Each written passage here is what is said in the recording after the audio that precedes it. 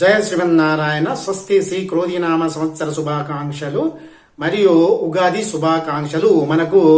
మన తెలుగు వారికి, తెలుగు రాష్ట్రాల వారికి ఉగాది కొత్తగా సంవత్సరంగా పేర్కొనబడుతుంది. ఇది కాబట్టి మనకు అందరికీ ఉగాది పర్వదినము. ఈ యొక్క ఉగాది రోజు మనము ఈ యొక్క పంచాంగం శ్రవణం చేసుకుంటున్నాము. ఇందులో చూసుకున్నట్టయితే ఈ సంవత్సర కాలంలో ఈ గ్రహచార ఫలితాలు తెలుసుకున్నాము. ఈ గ్రహచార ఫలితాలు అని చెప్పంటే ఇందులో మీనా రాశి వారి యొక్క గ్రహచార ఫలితాలు తెలుసుకుందాము. ఇందులోని నక్షత్రాలు 3 గలవు. ఈ నక్షత్రాలు ఏమిటయ్యా అని చెప్పనంటే పూర్వభద్ర నక్షత్రము 4 పాదాలు, ఉత్తరాభద్ర 4 పాదాలు, రేవతి 4 పాదాలు. ఉత్తరభద్ర నక్షత్రం 4 పాదాలు, పూర్వభద్ర నక్షత్రం 4 పాదాలు, రేవతి 4 పాదాలు. అయితే మీరు ఏ నక్షత్రంలో జన్మించారో మీ యొక్క డేట్ ఆఫ్ బర్త్ ఉంటే చూసుకోండి. దాని ప్రకారం మీది మీనా రాశిగా చూసుకొని మీరు ఈ యొక్క పంచాంగ శ్రవణ మీ గ్రహచార ఫలితాలు ఈ సంవత్సర కాలంలో ఎలా ఉండబోతున్నాయి అని మీరు వివరిస్తాను. మీరు కూడా వినండి. అయ్యగారు మరి అట్లా కాదండి, మరి ఇది మాకు డేట్ ఆఫ్ బర్త్ లేవండి, డేట్ ఆఫ్ బర్త్ లేని వాళ్ళ సంగతి ఏమిటి, మరి మా యొక్క పరిస్థితి ఏమిటండి అని చెప్పని మీరు అనొచ్చు. దానికి ఏమిటి అని చెప్పనంటే నేను మీకు మీనా రాశి వారి యొక్క తర్వాత ఇందులో ఉండే నక్షత్రాల యొక్క ఏ అక్షరం మీద మీ వస్తుందో అది చూసి మీకు వివరిస్తాను. పూర్వభద్ర నక్షత్రం అయితే ఇందులోని అక్షరాలు ఏమిటి అంటే సే, సో, ధ, ధి ఈ అక్షరాలు గలవారు పూర్వభద్ర నక్షత్రం వారు. తర్వాత ఉత్తరభద్ర నక్షత్రము ఇది చూసుకున్నట్టయితే ధు, షే, ఝు, ధ ఈ అక్షరాలు గలవారు ఉత్తరభద్ర నక్షత్రము. తర్వాత రేవతి నక్షత్రం వారు ఎవరండి అని చెప్పంటే ధే, ధో, ఛ, చి ఈ అక్షరాలు గలవారు ఈ రేవతి నక్షత్రం గలవారు. మీరు చూసుకోండి, మీ అమ్మగారు మీరు జన్మించినప్పుడు, మీ తల్లిదండ్రి మీరు జన్మించినప్పుడు ఏ నామమును మీకు నామకరణం చేశారో ఆ నామం బట్టి మొదటి అక్షరం ఏదైతే ఉందో ఆ అక్షరం బట్టి మీరు ఇందులో చూసుకోవచ్చు. నేను చెప్పిన ఏ అక్షరాలు ఉన్నాయో ఆ అక్షరాల బట్టి మీరు ఈ రేవతి నక్షత్రం లేదా ఉత్తరభద్ర లేదా పూర్వభద్ర నక్షత్రంగా ఆ పరిగణనలో తీసుకొని ఏ నక్షత్రానికి చెందిన వారు చూసుకోండి. తద్వారా ఇప్పుడు గ్రహచార ఫలితాలకు వెళ్ళినట్లయితే ముందుగా మీరు సంపాదించే సంపాదన ఎంత ఉంది, ఆదాయం ఎంత ఉందండి అని చెప్పంటే ఈ సంవత్సర కాలంలో 11% ఉన్నది. 11 అంటే మీరు చేసే వృత్తి ఏదైతే ఉన్నదో, మీరు వ్యవసాయం చేసేవారైతే రైతులైతే మీరు పంట పండించే పంటలో వచ్చు లాభం ఎంత అంటే 11% మాత్రమే ఉన్నది. తర్వాత ఉద్యోగాలు చేసేవాళ్ళు కానీ లేదా వ్యాపారం చేసేవాళ్ళు కానీ మీరు ఇతరత్ర కూలి పని చేసుకునేవారు కానీ ఎవరైనా కానీ మీకు 11% మాత్రమే సంవత్సర కాలంలో మీకు ఉన్నది. ఎంత? 11% మాత్రమే ఉన్నది. తర్వాత వ్యయము అని చెప్పంటే 5% వ్యయం అంటే ఖర్చు. మీ యొక్క ఖర్చులు ఈ సంవత్సర కాలంలో స్వస్తి శ్రీ క్రోధినామ సంవత్సర కాలంలో మీకు ఈ 5% మాత్రమే ఉన్నది. అంటే మీకు 6% ఇంకా మిగులుబాటు అవుతుందని చెప్పుకోవచ్చు. మీ యొక్క ధనం ఏదైతుందో మీకు ఆదాయము, మీ ద్రవ్యము, ఆదాయం అనొచ్చు, ద్రవ్యము అనొచ్చు, అంటే దీని మీకు 6% ఇంకా మిగులుతుందని చెప్పని చెప్పుకోవచ్చు. తర్వాత సంఘంలో గౌరవము, రాజ్య పూజిత, మీరు చేసే పని కానీ ఎక్కడన్నా మీరు సంఘంలో మీ గ్రామంలో కానీ మీ సిటీస్లో కానీ నగరాల్లో కానీ మీరు ఉండే జీవన విధానంలో కానీ మీకు గౌరవం అనేది అది ఎంత అంటే 2% మాత్రమే ఉన్నది. తద్వారా అగౌరవం అనేది 4% మాత్రమే ఉన్నది. అగౌరవం అంటే చూడండి, మీకు నిందలు అని అంటారు చూసారా, మీరు చెయ్యని పనికి కూడా చేసినాడు ఈ వ్యక్తి ఇట్లాంటి తప్పుడు పని చేశాడు అని చెప్పడానికి దీన్ని అగౌరవంగా చెప్పుకుంటాము. ఇలాంటిది మీకు 4% మాత్రము ఉన్నది. అంటే గౌరవం 2% మాత్రమే ఉన్నది. అగౌరవం అనేది 4% ఉన్నది. చూసుకొని మీరు మీ యొక్క నడవడిక మీదని మార్చుకుంటే ఆ గౌరవం కూడా తిరగబడి మీకు ఇంకెక్కువ తగ్గే అవకాశం ఉంటుంది. అగౌరవం కూడా తగ్గి గౌరవం అనేది పెరిగే అవకాశం ఉంటుంది. అది కూడా మీ చేతుల్లోనే ఉందండి. తర్వాత వచ్చేసి ఇక టాపిక్ లోకి వెళ్ళినట్టయితే ఏమిటి అని చెప్పంటే మనం రాశి గ్రహచార ఫలితాలు ఎలా ఉండబోతున్నాయని తెలుసుకుందాము. ఈ రాశి వారికి గురుబలం ఎట్లా ఉంది? గురుబలము ఈ ఉగాది నుండి 1/5/2024 వరకు మేషరాశిలో ద్వితీయ స్థానములో శుభుడగుట వలన మనస్సుకు ఆనందము. గురుబలం చూసుకోండి.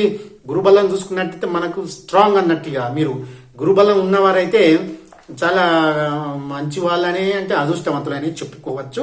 దీని ద్వారా మీకు ఆనందము, కీర్తియును, మీకు కీర్తి అని చెప్పంటే మీకు ఏ పని చేసినా కానీ అక్కడ మీకు పేరు ప్రతిష్టలు అనేటివి మీకు తరచుగా వస్తూ ఉంటాయి అన్నమాట. తర్వాత ధనలాభము, మీరు చేసే పని ఏదైనా ఉన్నా కానీ, ఉద్యోగం కానీ, వ్యాపారం కానీ, వ్యవసాయం కానీ, కూలీ పని కానీ, ఏ పని మీరు చేస్తున్నారో ఆ పనిలో మీకు ధనలాభం అనేది మీకు వస్తున్నది. తర్వాత సర్వ విషయములందు శుభ ఫలితాలే చూస్తారు. మీరు మీ అబ్బాయికో మీ అమ్మాయికి ఉద్యోగం రావడమో, మీ అమ్మాయికి పెళ్లి సంబంధాలు చూస్తున్నారో లేదా చూడడం లేదో, దానివల్ల కూడా అన్ని జరిగే అవకాశాలు ఉంటాయి. మీకు అన్ని రకాల శుభాలు జరిగే అవకాశం ఉంటుంది ఈ రాశి వారికి, ఈ స్వస్తి శ్రీ క్రోధినామ సంవత్సరంలో మీనా రాశి వారికి. తర్వాత ధర్మ కార్యములు, మీరు ఎక్కువ భగవంతుని యొక్క కార్యంలో ధర్మ కార్యములు అనేది చేస్తారు ఈ సంవత్సర కాలంలో. అది శుభమే. ఎందుకంటే దైవ కార్యం అనేది చేయడము మీకు కోటి జన్మల పుణ్యం అనేది వస్తున్నది. మీ ఇంటిల్లపాది అష్ట ఐశ్వర్యాలు వృద్ధి నొందుతారు. అన్ని రకాల పుత్ర అభివృద్ధి అనేది జరుగుతుంది.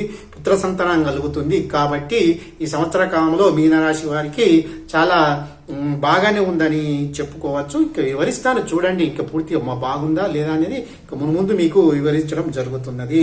తర్వాత 2/5/2024 నుండి సంవత్సరం వృషభ రాశిలో తృతీయ స్థానంలో అశుభుడగుట వలన, చూడండి ఇప్పుడు నేను ఇంతకు ముందేమో చాలా బాగుంది అని చెప్పాను కదా, అదే గురువు మళ్ళీ ఏదంటే మళ్ళా ఏది మనకు వృషభ రాశిలో తృతీయ స్థానంలో ఉండడం వల్ల బంధు విరోధము, అంటే ఒక్క నెల అయితే మీకు చాలా చక్కగా ఉంది. చూడండి, ఇది మనకు 4వ నెల నుంచి 9వ తారీఖు 4వ నెల నుంచి మొదలుకుంటే మళ్ళీ 1/5/2024 వరకు ఈ మాసంలో చాలా చక్కగానే ఉంది. కానీ మళ్ళీ దాని తర్వాత వచ్చే మాసంలో ఎలా ఉంది అని చెప్పంటే కొద్దిగా మనోవిచారము, బంధు విరోధము, మళ్ళా బంధువులు నేను ఏ రకంగా అయితే మీకు డబ్బు వస్తున్నది అని చెప్పాను, మళ్ళీ ఆ రకం కూడా మళ్ళా ఆపోజిట్ అయ్యే అవకాశం ఉన్నది. తద్వారా కష్టములు, శరీర పీడనం, అంటే మళ్ళా మనకు మళ్ళీ ఎలా అంటే శరీర పీడనం అంటే రోగం బారిన పడతాము అని ఉంటుంది. కాబట్టి అది కూడా చూసుకోండి. ఉద్యోగ భంగము, అయ్యో ఇంతవరకు ఉద్యోగం ఉందండి, అన్ని రకాల ఉద్యోగాలు వస్తున్నాయి అని చెప్పని చెప్పారు కదండి, మళ్ళీ ఉద్యోగ భంగం అని చెప్పని మళ్ళీ ఎలా చెప్తున్నారని చెప్పంటే మీకు గురువు ఒక స్థానంలో బాగున్నాడు, ఇంకో స్థానంలో బాగాలేడు. కాబట్టి ఇలా జరుగుతుంది. తర్వాత శని గ్రహం ఎలా ఉండబోతుంది అని చెప్పంటే ఈ సంవత్సర కాలంలో కుంభరాశిలో ద్వాదశ స్థానములో అశుభుడగుట వలన మనస్తాపము, అపకీర్తియు. మనస్తాపం అంటే మీరు ఏ కార్యం చేయాలన్నా కూడా మనసు అనేది బాగుండకపోవడం. తర్వాత అపకీర్తి, మీకు అంత ఇది మంచి జరగకపోవడం అనేది జరుగుతూ ఉంటుందన్నమాట. తద్వారా రాహు ఎలా ఉండబోతుందంటే ఈ సంవత్సర కాలం మీనరాశిలో జన్మస్థానంలో అశుభుడగుట వలన కుటుంబ కలహాలు, ఇంతకుముందు నేను చెప్పినట్టు కుటుంబ కలహాలు, దేశ సంచారం అంటే ఈ దేశం నుంచి ఇంకో దేశం వెళ్ళడం అనేది జరుగుతుంది. రోగ బాధ, పీడనం అనేది కూడా జరుగుతుంది. తర్వాత కేతువు ఈ సంవత్సర కాలంలో మీకు సంవత్సరంలో కన్యా రాశిలో సప్తమ స్థానంలో అశుభుడగుట వలన కృషి మూలము స్వల్ప లాభం అనేది మీకు అనేది జరుగుతుంది. ఈ యొక్క కేతు గ్రహం వల్ల మీరు చేసే పనిలోని కొద్దిగా స్వల్పంగా మీకైతే లాభం అనేది జరుగుతుంది. మరి ఇంతకుముందు మీరు ముందుగా వివరించారు కదా అని చెప్పారంటే ఒక నెలలో మాత్రము గురుబలం మీకు మంచిగా ఉంది కాబట్టి ఆ నెలలో మీరు అన్ని శుభకార్యాలు చేస్తే, ధర్మ కార్యాలు చేస్తారు. మీ బంధువులకు మీకు ఉద్యోగాలు వస్తాయి. ఇంకా ఏది మనకు మీ ఉద్యోగంలో కూడా ప్రమోషన్స్ కానీ అట్లాంటివి కానీ వస్తూ ఉంటాయి. ఈ మీనరాశికి మిగతా గ్రహాలు అనేది చాలా చక్కగా లేవు కాబట్టి ఆ ఒక మాసంలో చేసుకోండి. మిగతాదంతా చేసుకోవాలంటే భగవన్ నామం జపించండి.